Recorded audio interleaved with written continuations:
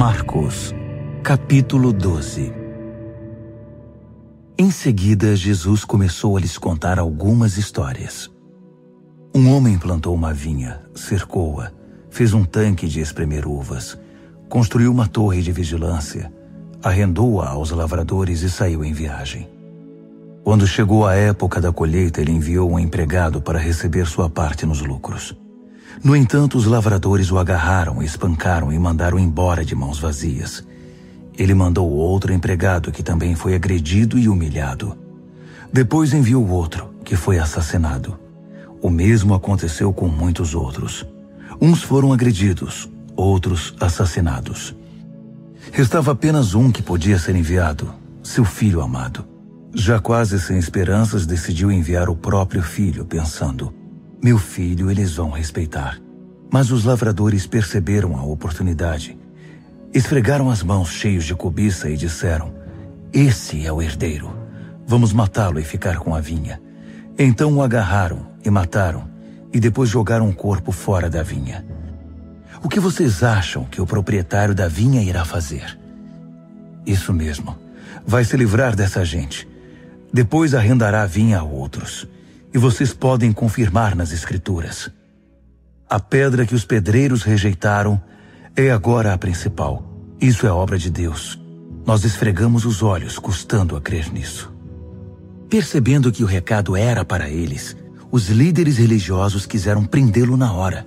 Mas como estavam receosos da opinião pública, acharam melhor recuar. Por isso saíram dali tão rápido quanto puderam. Os mesmos líderes enviaram alguns fariseus e partidários de Herodes, certos de que iriam incriminá-lo. Eles disseram: mestre, conhecemos a sua integridade. Sabemos que o senhor não se importa com a opinião popular, não explora seus discípulos e ensina o caminho de Deus com muito zelo. Diga-nos com toda a honestidade, é correto pagar impostos a César? Jesus percebeu de imediato a malandragem e disse: qual a razão desse joguinho? Por que tentam me pegar com essas armadilhas? Vocês têm uma moeda? Deixe-me vê-la. Eles lhe entregaram uma moeda. Quem é este que aparece na moeda? Que nome está gravado nela? César, disseram. Jesus concluiu: deem a César o que lhe pertence e deem a Deus o que lhe é devido. Eles ficaram de boca aberta, sem saber o que responder. Alguns saduceus, o grupo que nega a ressurreição, perguntaram a Jesus: mestre, Moisés escreveu que se um homem morre sem filhos, o irmão dele é obrigado a se casar com a viúva e ter filhos com ela. Pois bem, havia 7 irmãos. O primeiro casou-se e morreu sem filhos. O segundo casou-se com a viúva. Ele morreu, mas também não teve filhos. O mesmo aconteceu com o terceiro. De fato, os 7 se casaram com ela, mas nada de filhos. Por fim, a mulher morreu. A pergunta é esta: na ressurreição, de quem ela será esposa? Afinal, ela foi casada com cada um deles.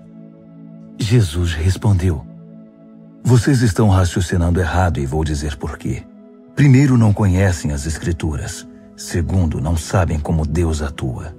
Depois da ressurreição, o casamento já não mais existirá. Assim como os anjos, toda a nossa atenção estará em Deus. Com respeito à ressurreição dos mortos, vocês nunca leram as Escrituras? Vejam que Deus, de dentro da sarça, disse a Moisés: eu sou. Não eu era o Deus de Abraão, o Deus de Isaque e o Deus de Jacó. O Deus vivo é o Deus dos vivos, não dos mortos. Portanto, vocês não sabem de nada. Um dos líderes religiosos, depois de acompanhar os debates e perceber como Jesus era incisivo em suas respostas, fez uma pergunta: qual é o mais importante de todos os mandamentos?